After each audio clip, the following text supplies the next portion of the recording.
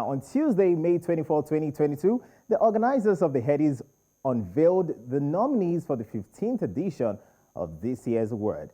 The Academy's announcement included nominations for the prized The Next Rated category, which includes Benson, Ira Star, Loj, Ruga, and Zelensky.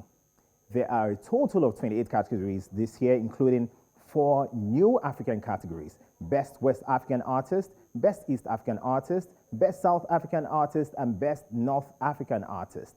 Some of the categories include Rookie of the Year, which has AV, Fave, Magic, Portable, and singer-songwriter and social media sensation Ugochi as nominees. Songwriter of the Year with Adekule Gold, Sinner, Ajabo Hustler with Loyalty, Brimo giving us Meji Meji, Falana with Joy, Fireboy DML with Peru, and Omalay's Understand, among others. Now, since the nomination list dropped, it has sparked controversies online as fans and aggrieved artists have taken onto social media to express concerns. Some have even accused the body of being biased, using wrong metrics, and even blacklisting certain artists.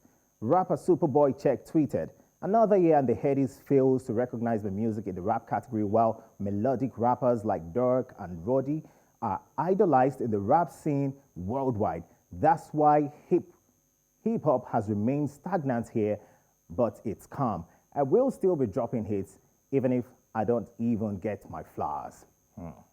Controversial social commentator Daniel Rega said, "The Headies Awards is a big joke.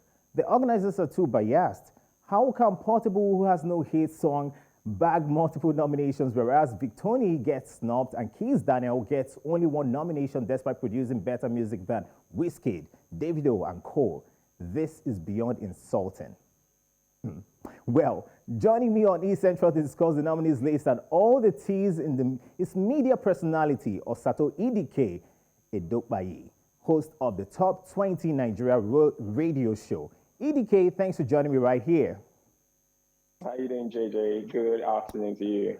Absolutely. And how are you today? I'm very fine, thank you. Okay, so let's start with the Rookie of the Year and Next Rated. Next Rated category has newbies Ira Star, Benson, Loj, Ruga, Zelensky, who will be competing for that gong and also an automobile. While the Rookie of the Year, we have AV, Fave, Magic, Portable, and singer Ugochi. What do you think about these categories? I think they're very tough categories. I also think that they reflect generally what the sound has been in the last few years, especially given the explosion of young talents onto the scene. They're very tight categories. I'm not going to front, but I also see where, the categories give credit to the hard work of young artists who have been, putting in work, young artists who have not only put out good music, but also managed to maintain huge social media relevance, especially in the category, I think the one that doesn't involve an artist who have dropped an album. When you drop an album, you're going to get a lot of traction, but some of these artists haven't dropped a debut album yet, put out a lot of music that's been really, really good. I'd see them get recognized, these categories. It's pretty impressive stuff. Don't put me on the spot and National's going to win. But I do think that it's going to be pretty tight. But I'm very happy for them. I think, the average age of the last is what, 20, 23, 24, if you put an average together.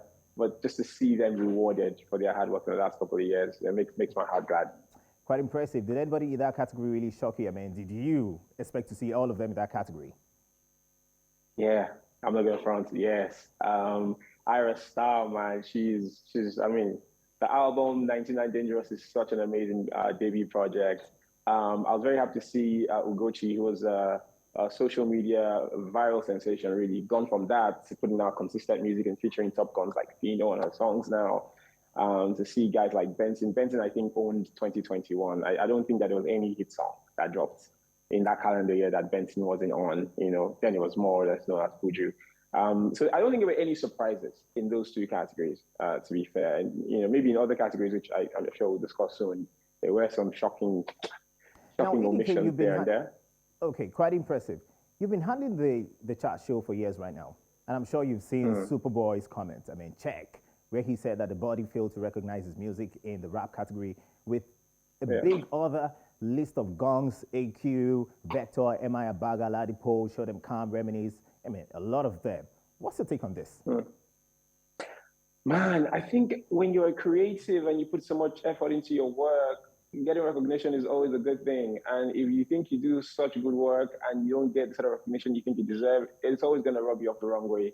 I again, Check has charted on the countdown that I host. So it's not to say that he's not done the work, but again, it's been a very competitive last couple of years. I mean, the music post-pandemic, and I'm sure in the calendar year that the head is looking at, has just been phenomenal. Would I have, does Tech have a point? Yeah, absolutely. Do I think that there are people they could, push out of the nominees list? Man, stuff. I think the Headies Academy, the seasoned music heads in there, you can criticize them all you want, but I think to be fair to them, it's a bit of a shocking omission to have checked there, but I don't think it's a terrible thing, to be honest. I completely understand his tweet and his outbursts. It's completely understandable. But again, like he said, like he tweeted, you have to keep going, whether you get your flowers or not. Just keep working. All right, so let's talk about Wizkid. Yes, we know his big song, Essence, was a global hit. I mean, even got nominated for the Grammys. But some say that in the category where that Essence, our song, our national anthem was nominated in, that no other song stands a chance to compete right there. What do you think about that? I agree. That's been the song of the last 2 years. Just the way it shocked us when Essence didn't win a Grammy.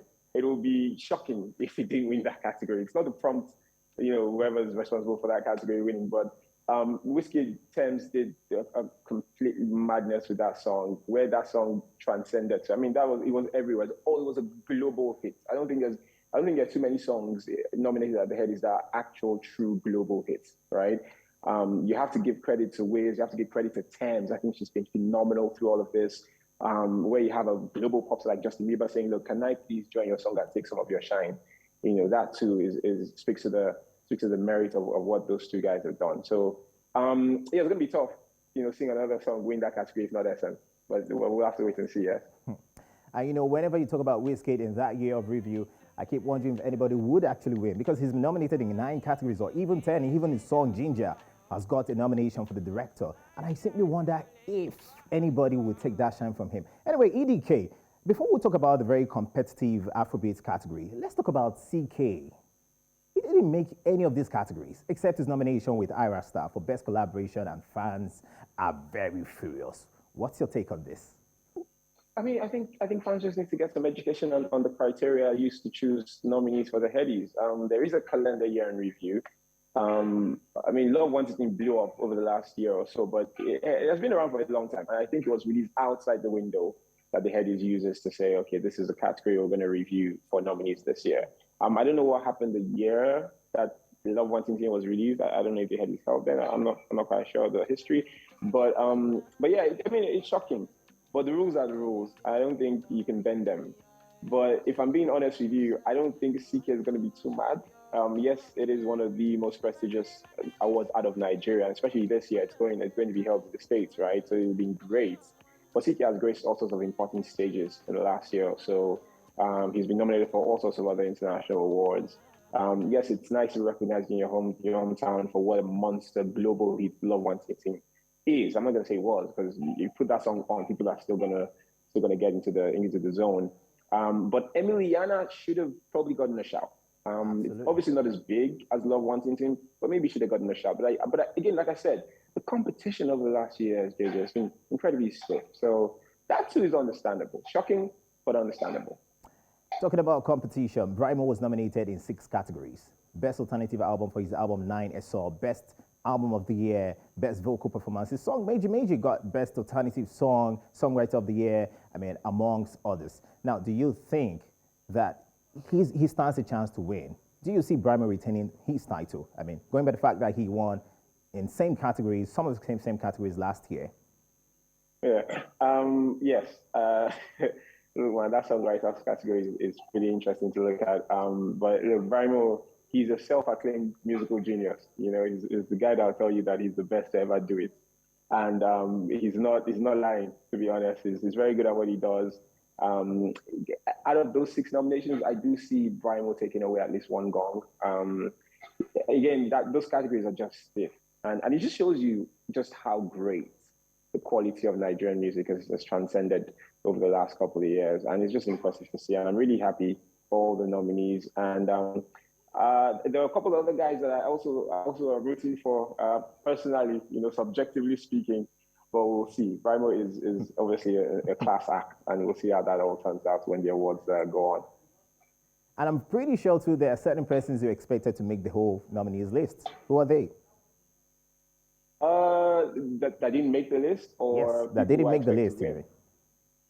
Look, man, I don't want to call out names, because I feel like when an academy says we're going to organize an award using our criteria to choose certain artists who we've watched and reviewed their materials, and I think some of these materials are submitted to the academy for review as well.